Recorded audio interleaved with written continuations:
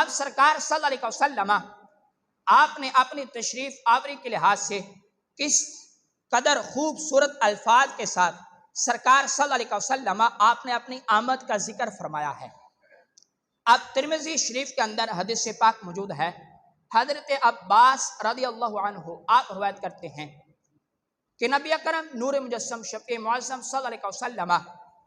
آپ کی بارگاہ میں یہ بات پہنچائی گئی، اس بات کی اطلاع دی گئی، اس بات کی خبر دی گئی کہ یا رسول اللہ صلی اللہ علیہ وسلم کچھ لوگ ایسے ہیں جو کہ آپ کے گھر والوں کے لحاظ سے نازیبا الفاظ بولتے ہیں۔ اب سرکار صلی اللہ علیہ وسلم آپ نے ارشاد فرمایا، اب سرکار مسجد کے اندر تشریف لائے، اب سرکار نے فرمایا اے صحابہ میرے لیے ممبر لاؤ۔ سرکار صلی اللہ علیہ وسلم آپ کے لیے ممبر لایا گیا، اب سرکار اس کے اوپر تشریف فرما ہو گئے۔ اب سرکار صلی اللہ علیہ وسلم جب تشریف فرما ہوئے تو سرکار صلی اللہ علیہ وسلم آپ نے ارشاد فرمایا من انا، اے صحابہ بتاؤ میں کون ہوں؟ صحابہ کرام رضی اللہ عنہم نے عرض کیا یا رسول اللہ صلی اللہ علیہ وسلم قالوا انت رسول اللہ صلی اللہ علیہ وسلم، صحابہ نے جواب دیا کہ آپ رب ذوالجلال کے رسول ہیں۔ اب سوال تھا، صحابہ نے جواب عرض کیا، اگرچہ جواب بالکل درست تھا، سچا تھا، لیکن وقت کا تقاضا کچھ اور تھا، سرکار پوچھنا کچھ اور چاہتے تھے۔ اب سرکار صلی اللہ علیہ وسلم آپ نے جب سوال کیا، صحابہ نے جواب عرض کیا، تو اس کے بعد سرکار صلی اللہ علیہ وسلم آپ نے اپنے سوال کا جواب خود ارشاد فرمایا۔ اب سرکار صلی اللہ علیہ وسلم آپ نے ارشاد فرمایا انا محمد بن عبد اللہ بن عبد المطلب رضی اللہ عنہما۔ اب سرکار صلی اللہ علیہ وسلم آپ ارشاد فرماتے ہیں اے صحابہ اگرچہ تمہارا جواب درست ہے، جو تم نے کہا یہ بات بالکل برحق ہے، لیکن میں پوچھنا یہ چاہتا ہوں۔ اب سرکار فرماتے ہیں صحابہ سنو، اور پھر صحابہ کے ذریعے سے سرکار صلی اللہ علیہ وسلم آپ نے قیامت تک کے آنے والے جتنے بھی سرکار کے غلام تھے سرکار نے ان تک یہ بات پہنچا دی، یہ خبر پہنچائی۔ اب سرکار فرماتے ہیں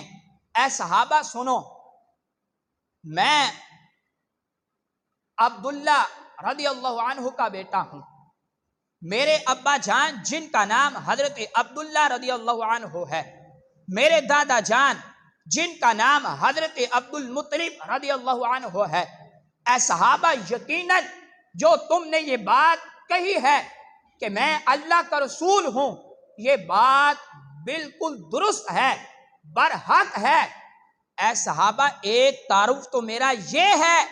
کہ میں رب ذوالجلال کا بھیجا ہوا نبی ہوں، اس کا رسول ہوں، اس کے اندر بھی بڑی عظمت اور شان ہے، لیکن اے صحابہ ایک میرا تعارف یہ بھی ہے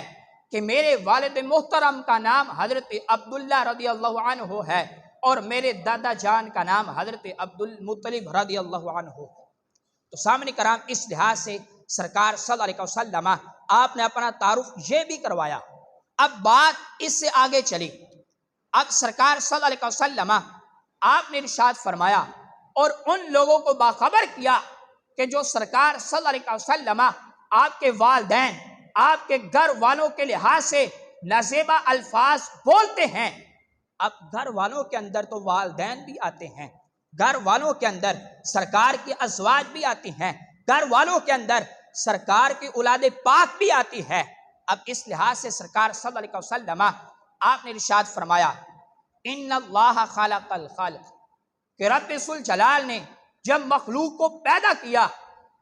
اب رب ذوالجلال نے کس انداز کے ساتھ مخلوق کو پیدا کیا، اس لحاظ سے سرکار صلی اللہ علیہ وسلم آپ ارشاد فرماتے ہیں کہ جب رب ذوالجلال نے مخلوق کو پیدا کیا تو مخلوق کے دو حصے تقسیم کیے، مخلوق کو دو حصوں کے اندر تقسیم فرمایا، اور پھر مخلوق کو تقسیم فرمانے کے بعد ان میں سے ایک مخلوق کا حصہ وہ تھا کہ جو ادنا مخلوق تھی، ایک مخلوق کا حصہ وہ تھا کہ جو اعلیٰ مخلوق تھی۔ جب رب ذوالجلال نے مجھے دنیا کے اندر بھیجنا چاہا تو رب ذوالجلال نے میرا نور اعلیٰ مخلوق کے ذمے لگایا، ان کے سپرد کر دیا۔ اب سرکار آگے ارشاد فرماتے ہیں ثم جعلهم فرقتین، پھر اس مخلوق کو رب ذوالجلال نے پھر مزید دو حصوں میں تقسیم فرمایا۔ پہلے مخلوق کے حصے، اب مخلوق کے بعد جب رب ذوالجلال نے میرا نور اعلیٰ مخلوق کے سپرد کر دیا، پھر رب ذوالجلال نے مزید اس مخلوق کے دو حصے فرما دیے۔ اب سرکار فرماتے ہیں فَجَعَلَنِي فِي خَيْرِهِمْ فِرْقَةً، کہ جب رب ذوالجلال نے سب سے اچھا فرقہ تو جو تھا، جب اس کے اندر اس کا میرا نور اس فرقے کے سپرد کر دیا،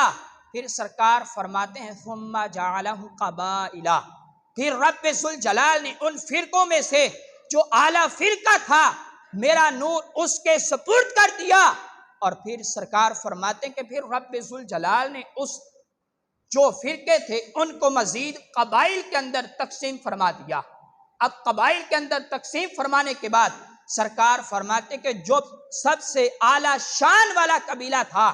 رب ذوالجلال نے میرا نور اس کے سپرد کر دیا، اور پھر سرکار فرماتے ہیں پھر رب ذوالجلال نے اس کے مزید آگے حصے فرمائے۔ اب سرکار فرماتے ہیں ثم جعلهم بیوتا، پھر اس بہترین قبیلوں میں سے جو سب سے اعلیٰ شان و شوکت والا گھر تھا رب ذوالجلال نے میرا نور اس گھر والوں کے سپرد فرما دیا۔ تو سامنے کرام اس لحاظ سے سرکار عالم نور مجسم شفیع معظم صلی اللہ علیہ وسلم آپ نے اس لحاظ سے اپنی ولادت پاک کا ذکر فرمایا کہ سرکار فرماتے کہ رب ذوالجلال نے جب مخلوق کو پیدا کیا، مخلوق میں سے جو سب سے اعلیٰ مخلوق تھی